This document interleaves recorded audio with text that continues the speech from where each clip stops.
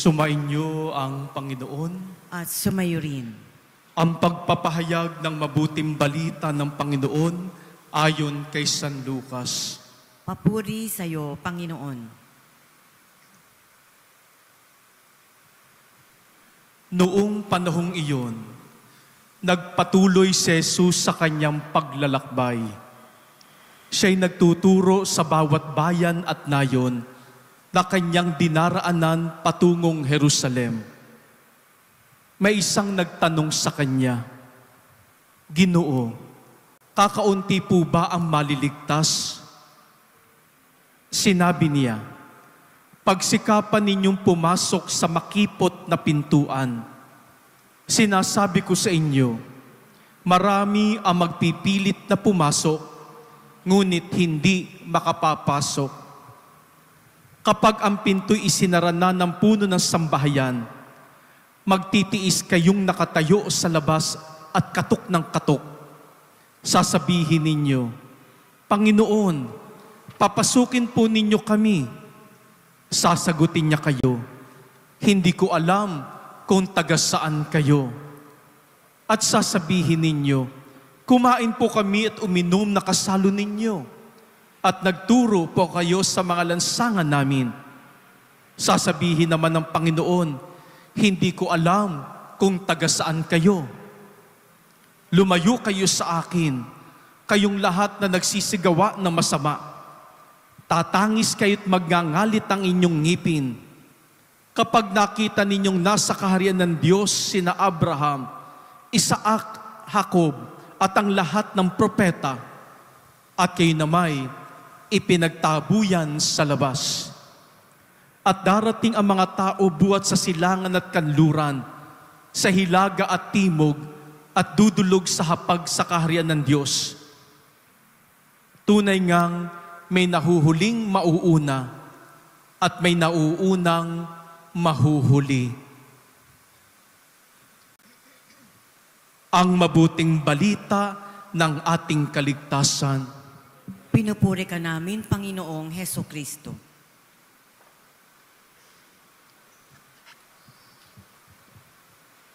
Isang pinagpalang linggo po sa ating lahat, mga minamahal ko mga kapatid.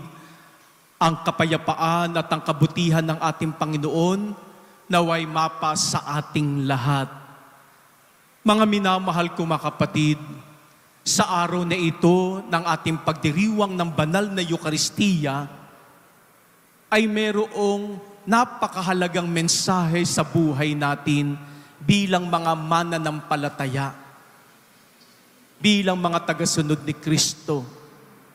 At ito'y walang iba kung hindi ang kahihinatnan ng ating pagsasabuhay, ng ating pagiging Kristiyano, ang patutunguhan ng ating pakikinig at pagsunod kay Kristo. Alam natin na si Jesus ay isang mahabaging mukha ng Diyos sa ating buhay. Ngunit sa Ebanghelyo ngayon ay maririnig natin ang matalinghagang, matalim na pananalita ng ating Panginoong Jesucristo. Kaya nga po sabi ng yumaong Santo Papa Francisco, minsan masakit at maanghang ang salita ni Jesus dahil ibig niyang ilantad ang pagbabalat kayo ng kanyang kausap. Maibulgar, maihayag, ano ba ang kalooban ng isang tao sa kanyang harapan? At ang mali niyang katwiran at nakatagong katotohanan. Kaya nga po sa Ebanghelyo, mga minamahal ko mga kapatid, nagulat ang mga tao nang sabihin ni Jesus na hindi niya sila kilala. "Hindi mo kami kilala? Nakisalo kami sa iyo't kasama mo kami sa inuman? Araw-araw tayo ay magkakasama sa pangangaral mo? Araw-araw tayo magkasama sa kainan, siguro sa almusal, sa tanghalian o sa hapunan. Tapos ang tugon ng Panginoon, hindi ko kayo kilala." Anong ibig sabihin ng ating Panginoon dito? Marahil gustong ibig ilantad ng ating Panginoong Hesus, nanguna nga kayo sa aking pakikisalo, sa hapunang dinadaluhan ko sa makainan, kasama ang mga makasalanan. No? Kasama ko kayo. Naroon kayo habang nangangaral ako sa harapan ng mga taong ito. Ngunit walang bisa sa inyo ang aking mga ginawa at sinabi. Ni hindi ninyo isinabuhay anuman sa aking mensahe, na natiling ginawa ninyo ang nakagis ng gawi, kilos at pag-iisip ninyo bilang mga Pariseyo, bilang mga Hudyo, bilang mga eskriba. Walang nabago sa inyo. Sa makatuwid mga kapatid, makikilala tayo ni Jesus kung tayo ay sumusunod na may katapatan at may pagbabago. Kasi para sa ating Panginoon, huwad at maling katwiran ang naisalantad niya sa mga taong ito. Siguro sinasabi rin sa atin, araw-araw nagsisimba kayo. Araw-araw nagnunubina kayo. Araw-araw nag-rosaryo kayo. Prosesyon kayo ng prosesyon. No? Pero walang pagbabago. Walang epekto.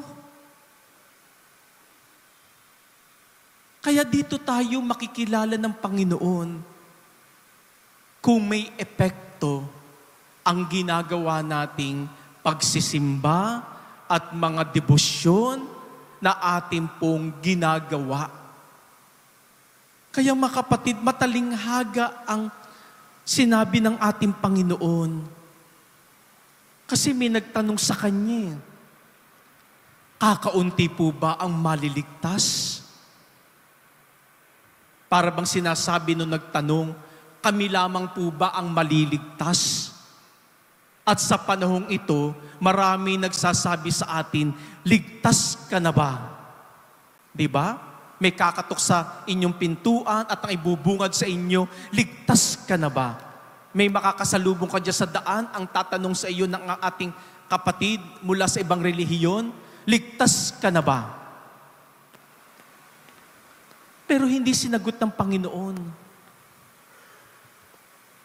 Kakaunti ang maliligtas, hindi. O marami ang maliligtas. Ngunit ang sinabi ng ating Panginoon, pag sumikapan ninyong pumasok sa makipot na pintuan, iilan ang mangangahas na pumasok sa makipot na pintuan. Kaya para bang ipinapahiwatig ng ating Panginoong Hesus sa Ebanghelyo, sa kanyang kausap, mangangahas kayo sa mga bagay na mayroon kayong pakinabang. Ngunit para sa kabutihan ng kapwa at para sa Diyos, ang pumasok sa makipot na pintuan ay isang daang may kahirapang suungin at ayaw ninyong mangahas. Ano ba itong ibig sabihin ng Panginoon dito sa makipot na pintuan? Kasi ito yung pasaring na pananalita ng Panginoon upang ilantad niya ang nakatagong katotohanan sa kalooban ng taong kausap niya, na hindi lamang kayo ang maliligtas, hindi lamang kakaunti ang maliligtas, hindi lamang iilang taong maliligtas. Ngunit, dapat nating pagsumikapang maging tapat kay Kristo. Angkop na angkop ito, mga kapatid, sa panahong ating kinakaharap ngayon. Ang pananalita ng ating Panginoong Jesucristo. Maraming nag-aakala kapag nakisalo na sa piging ng Panginoon, sa Eucharistia, akala ng iba magsimba lang, ligtas na. Oo, daan ito ng kaligtasan, kaya kayo nagsisimba. Akala nung iba ang makinig lang sa pangaral, magdebosyon sa mga birhen, sa birhen at mga santo, magposisyon, magrosaryo, at makilahok sa mga gawaing pangsimbahan, sapat na. Akala nung iba, sapat na. Oo nga, prosesyon ng prosesyon, debosyon ng debosyon. Pero marami namang kaaway. Maraming malalim, sinasabi nila, malalim ang debosyon nila sa mahal na birhen ng Lourdes, pero ang dami namang kagalit. Nagiging daan pa ng pagkakahiwa-hiwalay ng simbahan. No? Napakaraming ganun sa ating mga simbahan. No? Kaya ang tanong, sa pamamagitan ba ng ating pagsisimbang ito, pagrosaryo, pagdidibusyon, pagnunubina, pagpuprosesyon, nakikilala ba tayo ni Jesus? Tanggap na ba tayo sa pagliligtas niya? Kasi sa katotohanan lang, tayo naman po ay panandalian lang naman sa mundong ito.